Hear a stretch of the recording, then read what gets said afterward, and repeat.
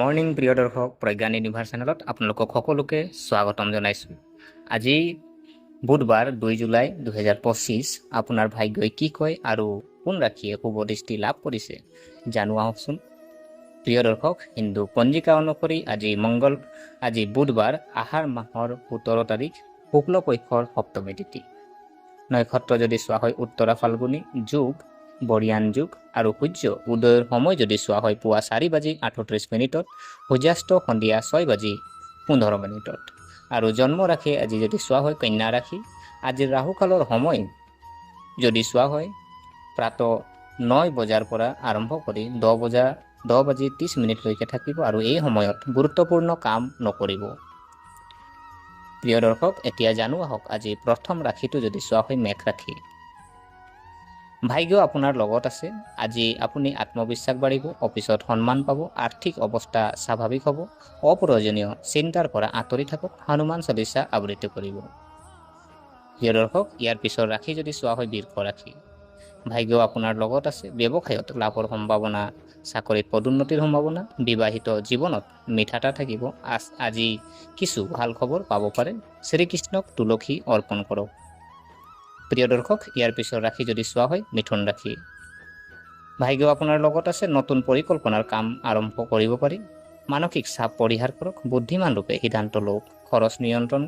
গণেশক আপুনি পাৰিলে দুবৰি বন আগবঢ়াওক।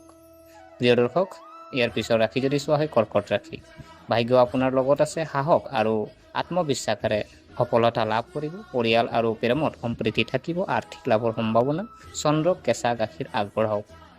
প্ৰিয় দৰ্শক, ইয়াৰ পিছত ৰাশি যদি চোৱা সিংহ ৰাশি। ভাগ্য আপোনাৰ লগত আছে। আজি কেৰিয়াৰৰ বাবে এক শুভ দিন। সময় পৰিয়ালৰ লগত কটাব, নিজৰ বাক্য নিয়ন্ত্ৰণ, সূৰ্যক পানী আগবঢ়াওক। ইয়াৰ পিছত ৰাশি যদি চোৱা হয় কন্যা ৰাশি। ভাগ্য আপোনাৰ লগত আছে। কঠোৰ পৰিশ্ৰমৰ ফল পাব, অফিচত প্ৰশংসা পাব, নতুন দায়িত্ব পাব পাৰে আৰু প্ৰেম জীৱন উন্নত হ'ব আৰু শ্ৰী বিষ্ণু সহস্ৰনাম আবৃত্তি কৰক। প্ৰিয় দৰ্শক, ইয়াৰ পিছত ৰাশি যদি চোৱা হয় তুলা ৰাশি। ভাগ্য আপোনাৰ লগত আছে। বাকী থকা কামবোৰ সম্পূৰ্ণ হ'ব, নতুন যোগাযোগৰ দ্বাৰা আপুনি উপকৃত হ'ব। অহমিকা পৰিহাৰ কৰক, লক্ষ্মী দেৱীক পূজা কৰক।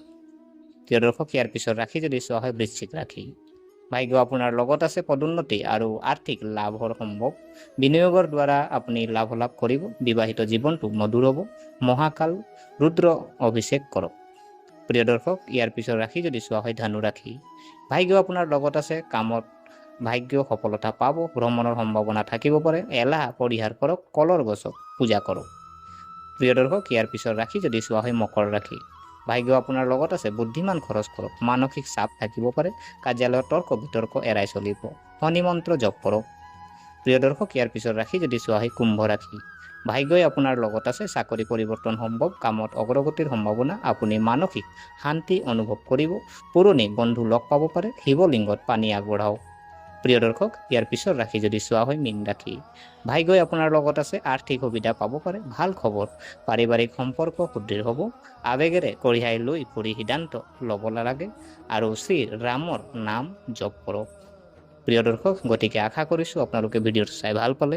যদি এই ভিডিঅ' আপোনাক কিঞ্চিত মানুহ লাভান্বিত কৰিছে তেনেহ'লে লাইক কৰিব, শ্বেয়াৰ কৰিব, কমেণ্ট কৰিব আৰু আমাৰ চেনেলটো যদি ছাবস্ক্ৰাইব কৰা নাই অনুগ্ৰহ কৰি ছাবস্ক্ৰাইব কৰি আমাক উৎসাহিত কৰিব বুলি আশা থাকিলে পুনৰ লগ পোৱাৰ প্ৰতিশ্ৰুতিৰে আজিলৈ বিদায় মাগিলোঁ। ধন্যবাদ।